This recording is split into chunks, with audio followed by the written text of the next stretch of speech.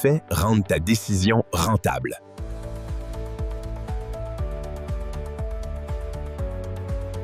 Bonjour et bienvenue. On a tous déjà vécu ça, cette tension-là. D'un côté, il y a la petite voix, l'intuition, qui nous crie une direction. Et de l'autre, il y a les chiffres, froids, rationnels. Aujourd'hui, on plonge en plein cœur de cette bataille. On va voir comment les meilleurs leaders, eux, ils transforment ce conflit en une véritable force. Alors, la grande question. On se fait tout le temps dire de suivre son instinct. Mais est-ce que c'est vraiment un bon conseil ou est-ce que c'est un piège? Surtout quand une décision peut coûter très cher ou impacter toute une équipe. C'est un peu ce mythe-là qu'on va déconstruire aujourd'hui. On connaît tous ce feeling. On est dans une salle de réunion, la pression est au maximum, les discussions n'en finissent plus. Et tout d'un coup, bang! Une certitude intérieure qui arrive, comme une révélation. C'est puissant, c'est rapide, puis ça donne l'impression de maîtriser le chaos. Mais la vraie question, c'est, est-ce que c'est une vision de génie ou juste un réflexe de survie? OK, soyons clairs. L'instinct, c'est pas ça le problème. Le problème, c'est l'instinct tout seul. Quand ça devient le seul outil dans le coffre d'un gestionnaire, les décisions elles ressemblent plus à des réactions qu'à de vraies stratégies. On agit sous le coup de l'émotion et c'est exactement là que les erreurs coûteuses se produisent. Ça illustre parfaitement la différence entre la pensée rapide et la pensée lente, un concept qui a été popularisé par le psychologue Daniel Kahneman. Notre cerveau, par défaut, il aime ça, prend des raccourcis. C'est l'instinct. Le hic, c'est que ces raccourcis sont pleins de biais cognitifs et nous poussent à être trop confiants. À l'inverse, une décision éclairée, elle est vérifiée, elle est cadrée par des faits, puis elle est transparente pour toute l'équipe. Donc, le point vraiment crucial, c'est de changer notre perspective. Les données, elles ne sont pas là pour enlever l'humain de la prise de décision. Au contraire, elles sont là pour protéger l'humain de ses propres angles morts, surtout dans les moments d'urgence, quand on est le plus vulnérable. Et ça, ce n'est pas juste une belle théorie. Les faits le prouvent. Une étude menée sur 179 grandes entreprises, elle est formelle. Celles qui basent leurs décisions sur des données, elles affichent une productivité et des résultats de 5 à 6 % supérieurs. C'est un avantage concurrentiel bien réel. Et ça ne s'arrête pas là. Une autre étude, de PwC cette fois, menée auprès de plus de 1000 dirigeants, montre que les entreprises qui utilisent l'analytique sont près de 3 fois plus susceptibles de voir une amélioration majeure dans leurs décisions stratégiques.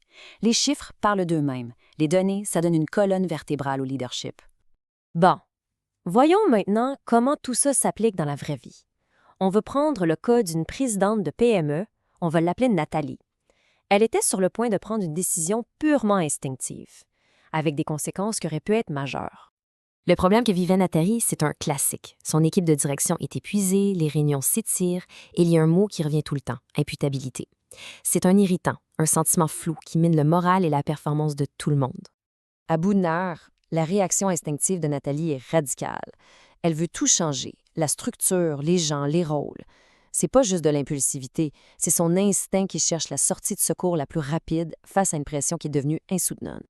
Heureusement, avant de tout faire sauter, une question toute simple a été posée. Et si on touchait à la clarté avant de toucher à la structure? Alors, on a déployé une démarche concrète avec l'écosystème M360 Leader. On a mesuré le coût réel des réunions, on a structuré le feedback, établi un rythme de 90 jours et on a ancré de nouvelles habitudes de gestion.